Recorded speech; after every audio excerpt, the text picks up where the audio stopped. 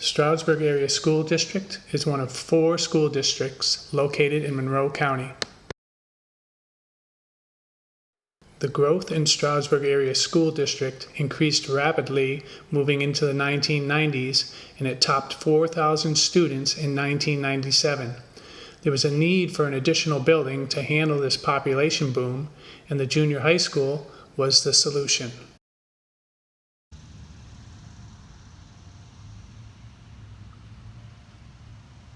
The Chipperfield campus includes the Stroudsburg Junior High School, the new Stroudsburg Middle School, the old Stroudsburg Middle School, which is now an elementary center. When the junior high school opened in August of 1999, the 7th and 8th grade moved from the old middle school to the junior high school. The 9th grade came from Stroudsburg High School, which is located on Main Street in Stroudsburg. In 2005, the 7th grade moved out of the junior high to the new middle school up on the hill.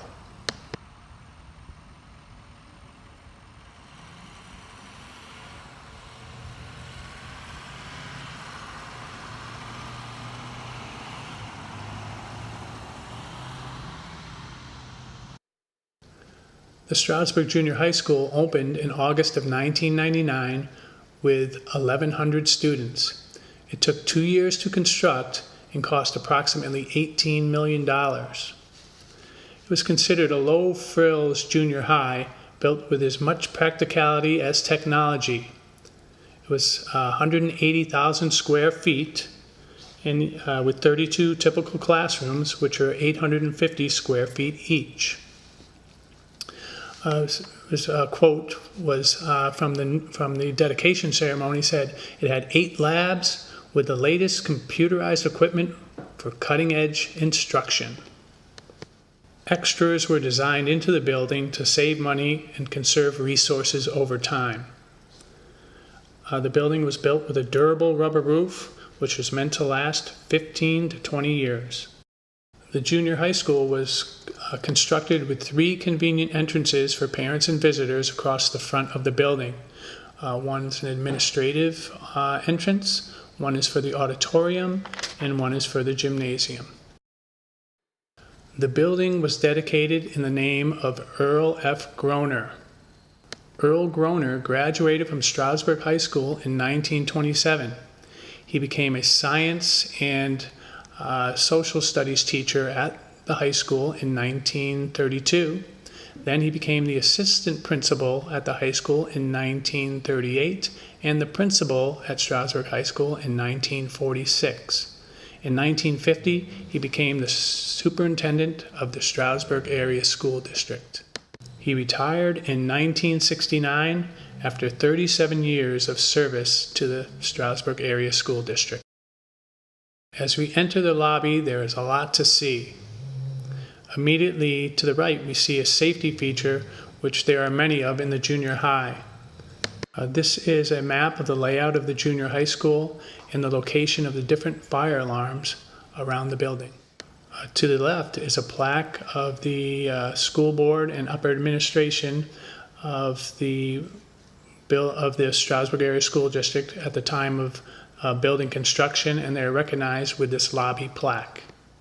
The lobby is a welcoming environment which is visitor-friendly and informative. Directly ahead, there is a showcase to honor Earl Groner. Concern for fellow students and the community are evident with the donation bins for the Mountie Closet and Common Threads. The Mountie Closet supplies dress code appropriate attire to students in need, and Common Threads is a high school thrift store run through the special education department. Added new this year, teachers and staff will have to swipe their IDs as they enter the building.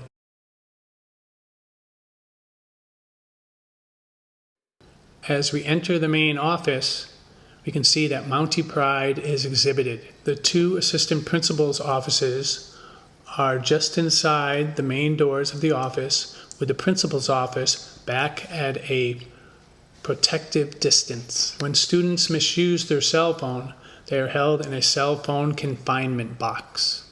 The 3 original administrators at the junior high school were Paul Sipler, the assistant principal, who after 20 years later still continues in that role. Mary Ellen Moras was the principal, and Amy Altimos was the other assistant principal. Okay, today I'm interviewing Dr. Mary Ellen Moras, who was the principal at the Stroudsburg Junior High School for 14 years, from when it opened in 1999 until 2013. Yes. Great 14 years. Right. Absolutely. Absolutely. Hi, Dr. Moras. Hello. Thanks for having me here. My pleasure. Today. Okay. I have a few questions I'm going to ask about the Okay. junior high, and Okay. see what we can do here. Okay. What was it like opening a new junior high at the turn of the 21st century? It was a challenge, and I'll tell you why, because perhaps you don't even know the history, but I had been at the Stroudsburg High School as an assistant principal, and I thought that perhaps I would like to come here and be, it was opening up, that I could be assistant principal. So I expressed that interest to central office, and then one day in the spring, they called me up and said, if you want to do that. They sent me to the middle school, which is up the hill, and Mr. Stout was there. So I went up to be his assistant because I think he was supposed to be coming down here. And 11 days later, he announced his retirement. So all of a sudden, I was in the mix to become a principal here. And then it's really interesting, the decisions that you have to make. For instance, there's a guy named Chris Gem who did a lot of building projects. All of a sudden, I'm down here picking colors and, formica and chairs and this and that. And how do you want, when you talk about education, and this is, because we're all teachers, they set up 2 classrooms. One was facing left, one was facing right, because we had those whiteboards. Right. Which way do you want the classroom set up? Which made me laugh, because I knew in 5 minutes with a teacher coming in, you might have your classroom one way, and I'm thinking of all the teachers we worked with here. Everybody had their own setup. So it's just kind of funny things like that. Another thing sticks out in my mind is there's no air conditioning in this building. Yeah. Okay, nothing we could do about it. And going to the down where the faculty room is down here, you've probably been in that, there's no sink. So anyways, that's kind of the silly stuff. I said, you want them to run me out in the rail now? You don't have a sink in this faculty room where they eat lunch, and they're looking at me because they're not educators, they're in construction, and they're like, oh, okay. Which I think sometimes about new buildings is a problem, because I think they design buildings, but they don't have people that use the buildings working on the fine details. They really need that educator input to. Yes, working on that. Another thing that was, I would say, the hardest thing for us, but we really resolved it, was we came from, there were secondary people that rolled into this building, and there were elementary people. So you had 2 kinds of, elementary and secondary. And for what it's worth, we have different mindsets about Teaching philosophies and children. So I will tell you, I think what happened here was really wonderful, because the way we worked together, we brought the best of both worlds into this mix of the junior high, which at the time was grades 7, 8, and 9. So we really, I think we worked at it. People liked each other. They had worked together. They knew each other. So that was, in addition to there's a lot of practical things, because I just remember walking around the buildings and Chris Gem coming and all those things you had to do to set it up, and schedules, and oh my goodness, class schedules and bell schedules and all those things that had to be done. But the real heart of it was elementary and secondary people had to come together to do the right things for kids. And we did. We really did. We did.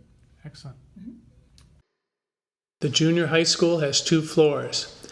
As we venture through the school, we will proceed counterclockwise from the administration lobby around the 1st floor, and then do the same on the 2nd floor. As we start down the hallway, we can look out the door to the left and see a beautiful courtyard. Across the hall is the media center, which added a whole new dimension to the word library. The multimedia center holds 24,000 volumes and has floor jacks for 32 computers, solid oak library furniture, a windowed alcove which provides a natural lit reading nook, and a security system to assure proper checkout of materials.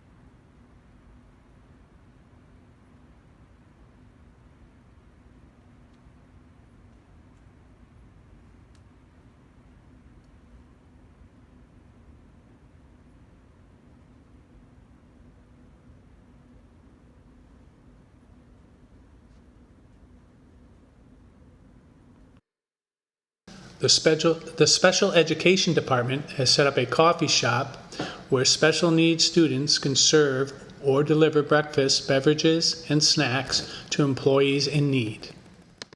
We now move into the English and Language Arts area. Here we will show you a typical classroom.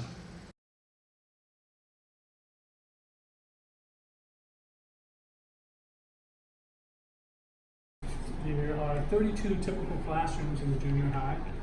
They're 850 square feet each. They have a whiteboard. They hold 30 desks. They have a sink and wall cabinets. There's data outlets for computers. There's a television and a projection screen.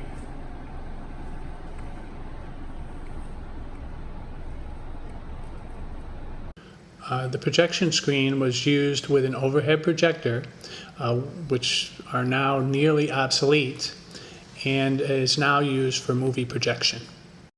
Other 1999 features were digital clocks, a telephone in each room, a high-tech cooling system, no air conditioning, teachers' computer stations, a sink, a whiteboard, and an American flag. Projectors and smartboards have been added to the classrooms over the last 5 years or so. Anything on your desktop can be projected and manipulated from the smartboard.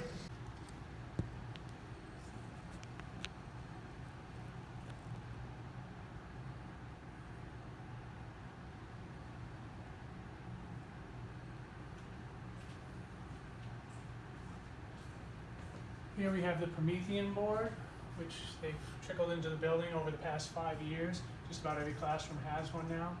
I love using it for math. I can give you a demonstration here. We have y is less than 4x.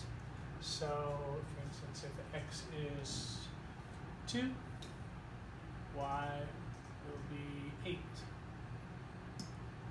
If x is 1, y will be 4. Okay, and it puts the line there for me since it's an inequality, and since the line is solid, this is not equal to, so I'm just going to tap the line, and it'll make it dotted like it's supposed to be. And I know that y is going to be less than 4x, so the less than side is over here, so I can shade this side in by tapping there. And then I can submit my answer, and it should congratulate me if I have it right. Correct. And that's how the Promethean board works, or the smart board. A Wi-Fi system was installed in the junior high over the past few years, and then the district began to purchase Chromebooks. Most classrooms got a cart with 10 Chromebooks, with the hope of receiving a full classroom set of 30 in the near future. As the cell phone invasion entered the junior high, the solution to the class cell phone abuse problem was to have students place their phones in the cell phone pouch at the beginning of the class. The junior high school was built with a number of seminar rooms, which immediately became special education classrooms. Special education teachers received 5 Chromebooks in a portable case. Hey, can you talk about some of the new innovations that were here at the junior high when it opened? We were going into using technology more. This building, I guess, eventually got wireless. We didn't have wireless for a long time, which is pretty funny. But we were had the hard line, so we had computer labs, which were really pretty exciting things that, you could sign up, you could take your kids to the computer labs so they'd have access. Eventually we did get computer carts that, teachers could take in and use with the kids. We had our library, that's one of my favorite places in the building, our media center. Mary Bickert there, the librarian. We had computers in the library, so you could go and use the reference books, but the kids could also, I watched them do reference, using the computers. Teachers had stations, and now we're starting to do attendance via the computer, using their computer. We had Right, every teacher had a computer in the every teacher classroom. had one. Yeah, it was like a big deal. Yeah. Email. So we started not this, those members who used to have to run off and run around. Yeah. Like if something was going on, you could say check your email. So we used email for a lot. We started using grades on the computer, communication with parents with the portal. We had a parent portal. So I know you were a special education teacher. Started using some of the programs for your IEPs, yeah. and different things like that. And then as time marched on, I think we got wireless after I retired in That's what it took. 2013, which is pretty funny. Yeah. Yeah. And then there were some teachers that were, Tim B, for instance, he was really big about, bring your own device. Right. And that was a controversial thing at the beginning about, you shouldn't have your cell phones in school, but maybe you can use your device. And so we started to see that change. And it's kind of funny too, things, we started with whiteboards. But they weren't chalkboards. Right. They were whiteboards. You don't think of in that the as front and the a back big of the room, innovation. but It's it kind of was for us. taken for granted, Right? 'Cause we now, had 20 years chalkboards. later. Yeah. And then the smart boards came in before I left. Teachers were doing a lot with, learning how to use different programs and using different apps on the phones that the kids could do. And so it really was, it was a big change. When I was in the high school, I remember as an assistant principal, Dave Reinbold got the computer before I did. So that, when you think about that, it's 20 years ago. This is kind of significant, 20 years of this building opening. How much has changed in 20 years? Much. So it's amazing. And I know if I walked around today, there's a lot more, but we really did work at it. The one point I wanted to make, though, is technology was always the first thing to be cut. So if they were working, Dick Clark was the technology director, and he'd work up these plans and get the carts and all these things he wanted to do. And then if the budget was tight, they would consider that an extra. So often his budget was cut before, they would cut a teacher and some things like that. So I think we adapted pretty well here. Yeah. Very good. Can you talk about some of the concerns that you had when you opened the junior high school? Yes, because in addition, initially I talked about the staff philosophy coming together, but ninth grade had been at the Stroudsburg High School. So now all of a sudden we were pulling ninth grade out of the high school and dropping them sort of back down here. And then the 7th and 8th grade had been with the younger group, like 5 through 8 up at the middle school. So all of a sudden now we're pulling 2 grades out too. So now we've started this whole new building with 2 groups of kids that were technically considered high school kids. We're now like, oh, we're at the junior high. I remember things too, like they always had an 8th grade kind of a celebration of moving on when our 8th grade didn't move on. So it did cause, in terms of curriculum, we thought about things, we had certain classes, we had teachers.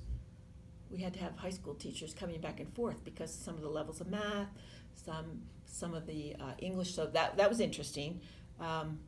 Sports is always important, and our kids had to be bused to the high school because we had 9th graders. Mm-hmm. We had band kids that were. So there were just a lot of there were some practical kind of things that I think we worked through really well. But just the fact that you had kids down on Main Street that were here, and it created.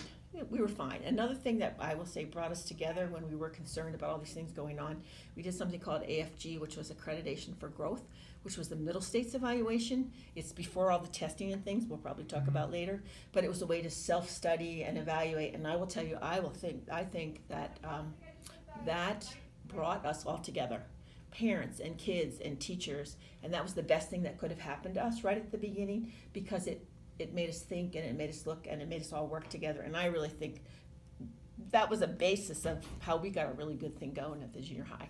But it was just too good a thing to last. Well, we worked, yes, I don't know. Some of those things that we worked on that lasted a long time now through budget cuts and personnel changes and everything. But it got us going, and I think that's what put us on a roll to be a really good school. Great. Mm-hmm. Students entering the junior high school in 1999 were assigned a locker, as opposed to the bin which they used at the old middle school. The junior high is equipped with an elevator for student and employee needs. Now we move to the music department, which is one of the prides of the district and has strong parent and community support. The music room walls are filled with sand for soundproofing. There are soundproof ceiling tiles and a double ceiling with an extra layer of insulation.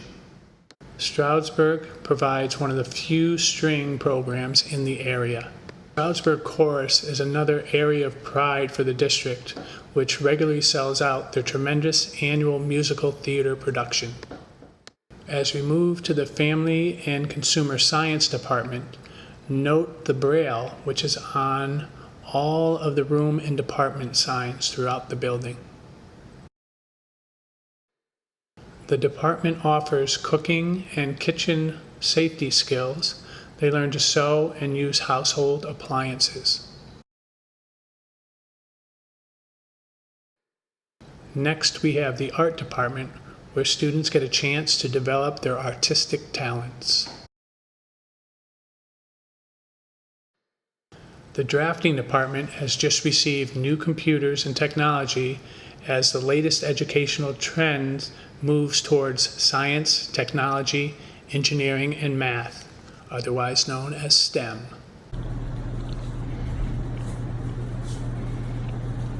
New drafting equipment has just been delivered to this particular drafting room.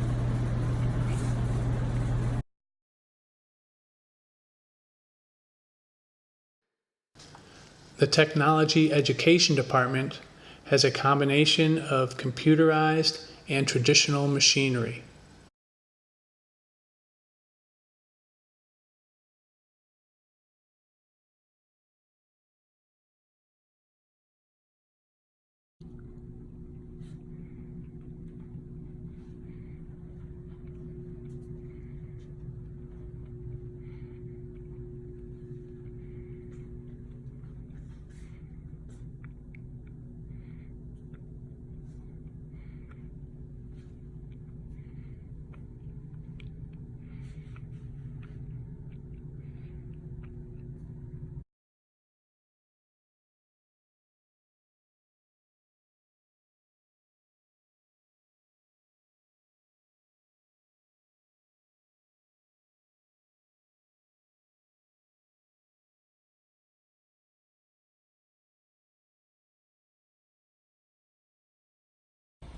Rolling.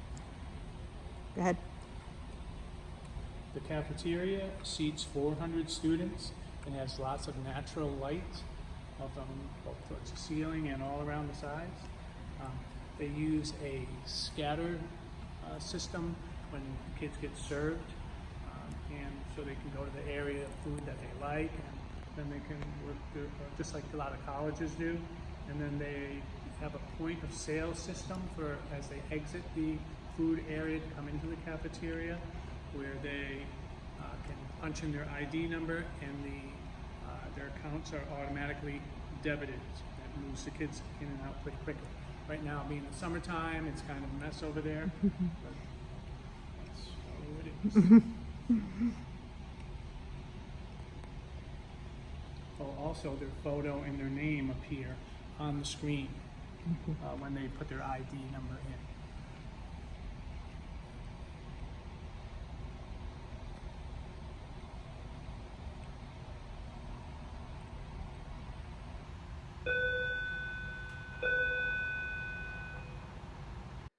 The nurse's office is located right outside the cafeteria to meet student medical needs.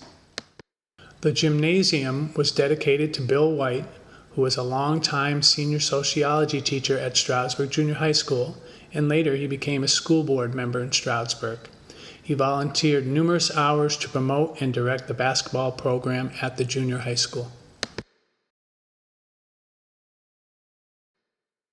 The gymnasium offers many modern features. The junior high has a new gymnasium that seats 650 people with motorized bleachers, and there's 6 retractable basketball hoops with 2 state-of-the-art scoreboards on each end of the court.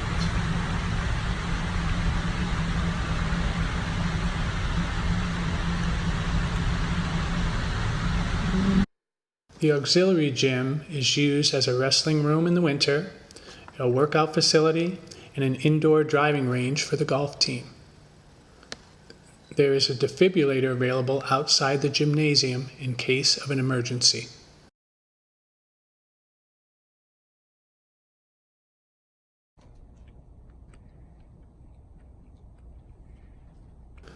The auditorium holds 758 seats and has a computerized lighting system, a multi-channeled soundboard, a motorized projection screen, a southern yellow pine stage, which is painted black, and sound-absorbing fabric on the walls. The junior high school show choir, chorus, jazz band, and orchestra have all earned numerous awards over the junior high's 20-year history. The school store is open daily in the mornings for students to purchase needed items. The ESL/ELL program has evolved over the years at the junior high school, as directed by state mandates. As we move to the second floor of the junior high school, we have a copy room to the right where teachers can leave assignments to be run off for students later on. The math department offers classes from pre-algebra to geometry.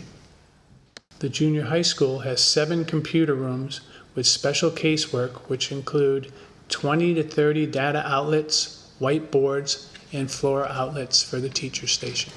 The history department offers U.S. history, model Congress, and current issue classes. The science department offers earth science, biology, and marine biology. Hey, the Stroudsburg student population continued to grow after the building of the junior high school. How did you manage the increase in the student population here at the junior high? Yeah, that was a challenge because we started out grade 7, 8, and 9, and this building was built for about 1,100 kids, and we were in that 1,000 kind of a mode, and life was good. You know, we had rooms, people had rooms, there was plenty of space, and then all of a sudden, I will tell you, we were growing. But when 9/11 was a big factor in our growth, because now parents were saying, oof, I think I need to be out further away from the city. This could happen again. So our population was growing by several hundred students a year. And that was crazy. We didn't know whether you were coming or going. We ended up with trailers out back because we had to have extra classroom space. I don't know if you remember, we did like 4 lunches. We had lobby lunch and 4 5A, lunches. 5B, 6A, Oh 6B. my goodness. Yes. And we had to petition the state because we started our first lunch at 5 till 10 or something, and the kids, and we were saying, but these kids get up at 5 o'clock. They arrive at 7. By 10 o'clock, they're ready for lunch. So that was a challenge. In terms of scheduling, we always use that visual scheduling board. And teachers, you couldn't be guaranteed to be in a classroom all day. So, art in a cart. I used to teach home ec, Meals on Wheels, and, it was just, people had to be, we bought a lot of carts. We bought little tiny desks, so sometimes we had 2 teachers in a classroom, so you might have, there was one desk, and another desk, so that at least a teacher, that's a really important thing. Home base. They had a home base, they had their own computer, even if they were in a room together. And we were up to over 1,500 children. And oh my goodness, we were busy. And we used to laugh, we used to say, even with teachers, if we didn't have to give you a lunch, we'd be good, because you always had to make sure a teacher had a lunch period as well. Students, of course, always had a lunch period, but then you had to figure out that teacher got a lunch period too. And it was really difficult. I think if you looked at the board, we had every single space filled every period that we could. It was a physical challenge just to meet the needs of everyone. Wow. Yeah. Then all of a sudden the student population seemed to drop, or at least level off in Stroudsburg. And you had sent the 7th graders, I believe, Up to the new yes, middle school okay. that was built. So how did you manage the drop in the student population? We did, when the new school opened up on top of the hill, we did send up 7th grade. So the teachers went with them. And then what happened as time goes on, as people would retire, or sometimes you would get people who would, obviously just relocate for whatever reason.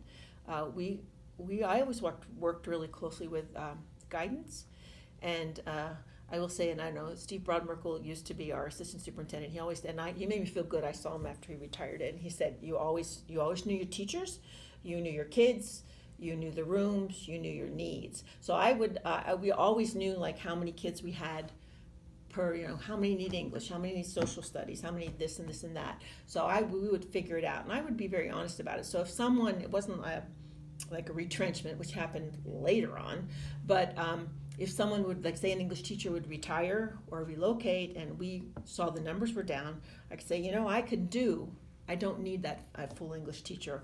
Or we were very good too about sharing teachers, high school teachers, junior high.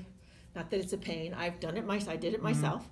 But they would either go to the middle school to do some things in here or the high school, and that's I think how we worked. All the principals, we worked together. Worked with Steve at central office, and we're really honest about our needs because as your population drops, well then some of your funding drops too. So you really don't want to see that you have an excess of staff. You want to meet kids' needs, but not to have. So that's what we did. We worked together, analyzed it, looked at our needs, and it worked out. Great. And we got to meet new people. Yeah, very nice. Yeah. Vinyl flooring was used in the hallways and classrooms with minimum carpet throughout the building for longevity and ease of maintenance. Most of the original paint in the building continues to look good after 20 years. Handicapped accessible water fountains are located outside the lavatories, which are doorless to discourage vandalism and smoking. They also have features to make maintenance easier.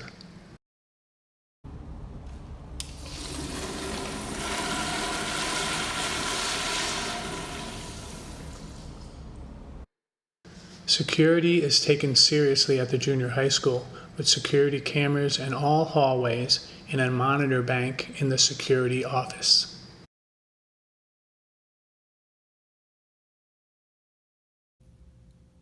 Okay, the Columbine school shooting took place in 1999, just before the junior high school opened. How did Columbine and the subsequent school shootings affect policy and procedure here at the junior high school? I was at the middle school that spring when that happened, and of course it changed everything in terms of school. Used to be you could walk in and out of schools, doors were open, people propped things up, sort of like I would say, things were pretty much open. You didn't worry about people coming in, you didn't worry about, it was just, I think it was a different time. People felt safer. People were a lot safer. So we went to the policy of locking doors. All the doors were locked.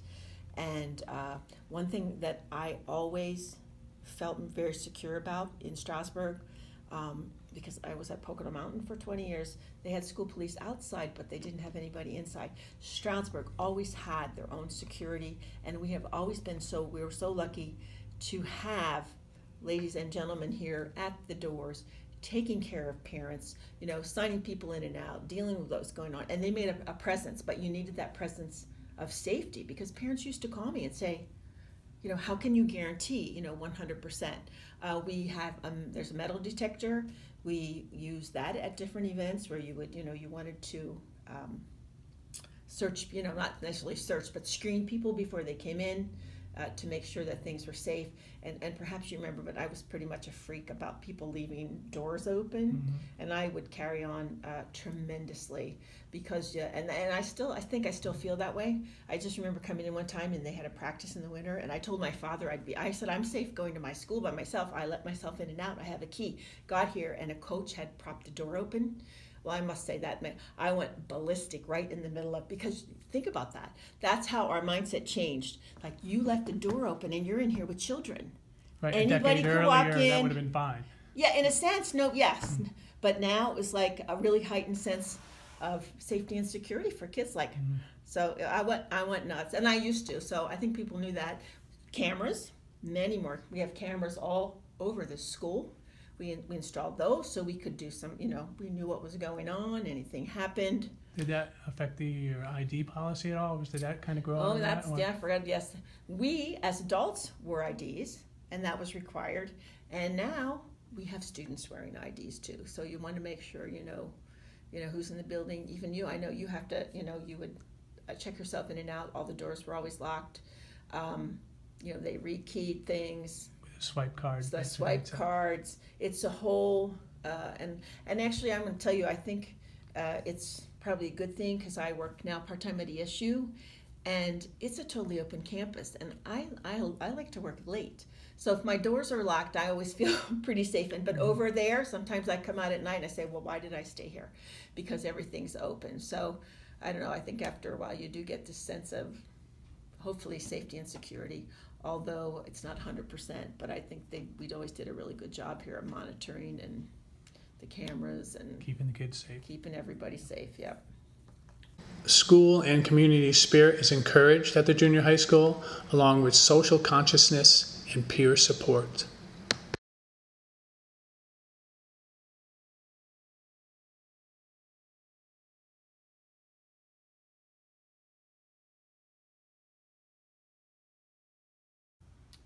Okay, the federal and state government have increasingly become involved in local Nice. education over the past 2 decades with things like No Child Left Behind and Race to the Top. How did federal and state decisions affect curriculum and instruction here at the junior high school? When we first opened up, I know they had some state testing, but there was no Child Left Behind was not passed into law yet. And I remember that like first year we had scores, and they looked at overall scores, and we were golden. And I don't know if you remember, we got money. They gave us award money, incentive money, and we got things that we needed for kids, and it was great. So you're allowed to use it. So that was so we're feeling really good. Then the next year they bring in No Child Left Behind, and the difference with that law is because you can look great across the top. You just look golden, your whole population, but they weren't looking at subgroups, which is where the concerns are. And of course, we know kids with special education needs need more help. You have kids that don't speak English as a first language, they need more help. You have kids that are low poverty, they need more help too. So they started looking at subgroups, and that was a big impact for us in terms of the kind of curriculum programs we used, how the resource that we did. I know we started, we were doing some double block classes, so kids got extra intensive. We did this in math, we were doing this in language arts and reading, and so we were applying all these things that we could to help kids, because as they really, and it's really legitimate. You look at your subgroups, because they're the kids that need, basically they needed, the extra things to push. Specialized education. Specialized. So that really changed us in terms of, I think, some of the curricular changes that we made, time adjustments that we made. I remember we added, we were big on careers here when I first started, and kids were spending a lot of time in careers, and somehow we added a reading class so that kids had extra reading, which made a good thing. Remember we did the EDGE classes way back in the beginning. We were doing math and reading EDGE, so kids that didn't perform well on the state tests, they, again, extra time, extra support, different kinds of curricular materials so that they, could achieve at the standards we wanted. There's so much testing though, and I can talk about that because we had 8th grade, and I said 8th grade had every single test known to the state of Pennsylvania. So we had kids that, we took the math, and then it's changed now, it's more compact, but we had math days, we had the language arts days, we had writing days for tests, and they had science in 8th grade.